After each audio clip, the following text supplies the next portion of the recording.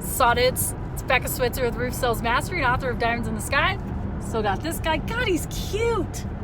I just love that animal more than anything. Literally more than any living thing on the planet. My heart is just exploding. Thanks for listening. So anyway, I posted a question on the Facebook page today, and I said, yo, what are some sales questions you have? I would love to address them. Whether it's at the door, handling objections, or closing, hit me with it. Let's help you out. And one of them that I just got a question was, what do I do when I knock on the door and the wife answers and she says, well, I need to talk to my husband and he's not here. So I'm just going to spitball some ways that I would answer that. So first of all, you could approach it this way. One way is you could say, especially if you're a guy, I'm actually going to start with that one because that's the first thing that's coming to my head. If you're a guy, you could be like, Mrs. Jones, I totally understand that. As a matter of fact, I would rather he be here. I know that I'm a nice guy. People that know me know that I'm a nice guy, but you and your husband don't know that I'm a nice guy. And if I were your husband, I'd probably feel a little weird having some dude over without him being here. So I'm actually a lot more comfortable with that too. When is a good time for me to stop by later today when he's home? So then she could say, oh, well, he usually gets home after 6. It's like, cool. Well, I'm chatting with the other neighbors here down the street anyways. I have to talk to everybody on this street and this street here before I go home tonight. So I'll just pop by before I leave. Sound good? The other thing that you can do though, because that one's still a little bit passive. It's like, oh, I'm just going to come back. There is another method that I have used in the past. And the only thing is you can run a risk for a higher no-show to this approach, but you could say, Mrs. Jones, I totally understand, and then say the same thing. I would actually prefer, dudes usually, anything that's going on with the house, they want to know about it, and as a matter of fact, most of the time when I do an inspection, if the husband's home and he's healthy and not afraid of heights, I invite him up there with me. So that would actually be a lot better. Why don't we pick a time where he's going to be here?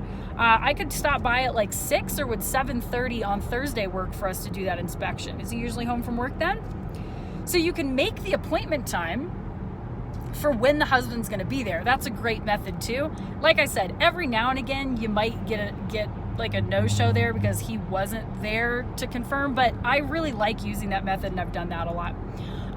So try those. That's a really great way to do it. 1, come back when the husband's going to be there.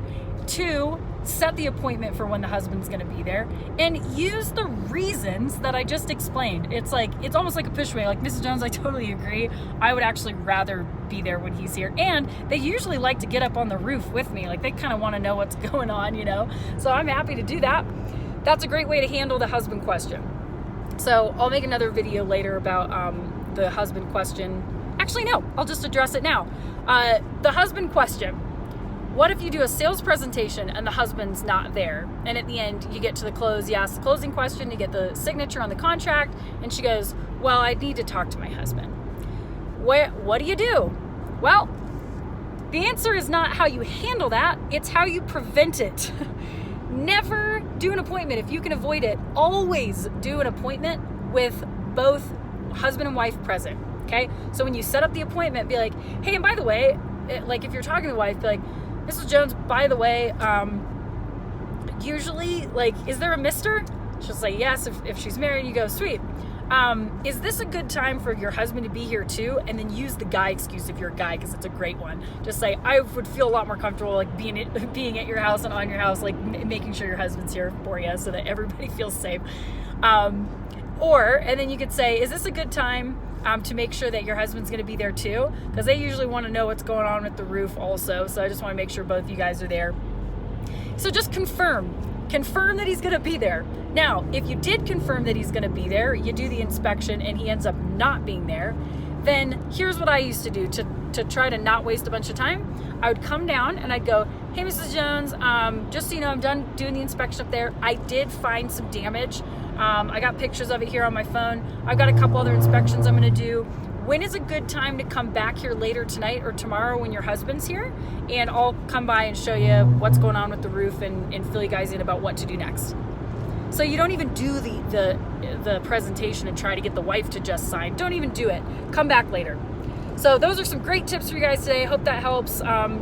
It's a winter wonderland out here. What the heck? It's only October, but love you guys. Thanks for following the videos here. As always, subscribe to the YouTube channel and check out the website, www.roofsalesmastery.com.